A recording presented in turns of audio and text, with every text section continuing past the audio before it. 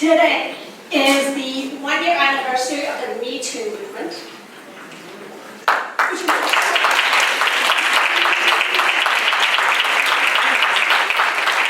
And I say, from one article in the New York Times, we as a mass gathered together, shared our voice, shared our stories, and really kind of held the light to those in power to really explain the struggles, the challenges, the hurt that we've experienced. And it has been such an important part of our conversation, not just as women, but how we're showing up in the corporate world, in the business world too. As a result of this, there's a lot of companies, a lot of women that are starting to speak up in the business world and share the challenges and experiences and the hurt and shame and the harassment they're feeling.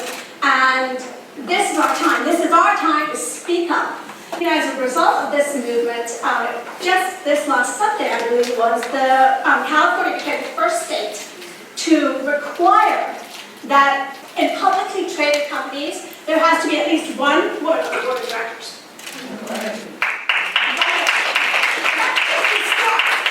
demand is that there, by 2021, it's going to be at least 3, depending on the size of the board. So we're inching our way forward, but there's definitely pushback, and there's definitely struggle, and there's definitely challenges. So we have a lot of work to do. Right now, women on average earn 80% of what a man earns. This is across the United States. 80% is the average. There are fewer CEOs that are women than there are CEOs named David or John. Isn't it disturbing when a single name outnumbers an entire gender? There's something really wrong with that. And it's not just the data, it's not just the statistics. It's the ripple-on effect that is happening. Earlier this year, in January, JP Morgan hosted a conference, and they realized that there are 20 female speakers at this conference. Sounds pretty good, right? 20 female presenters speaking at a conference, until they also realized that there were 22 male speakers by the name of Michael speaking at the same conference. Isn't that crazy?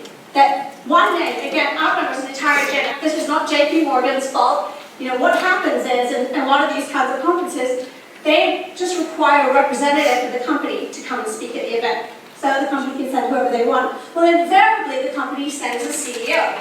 And if the CEO is a man, and the man's here up on the podium, who's the authority? The man, the person who's speaking, the person who's in front of the audience.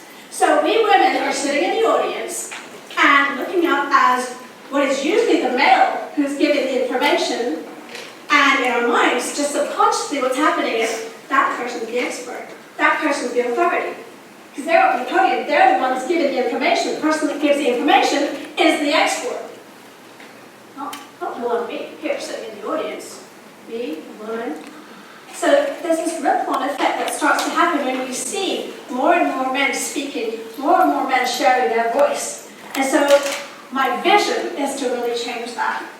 The data shows that the narrowing of that pay gap is so minuscule that if we continue the trend that we've been on for the last 20 years, it is going to take us the next 88 years for that gender pay gap to close.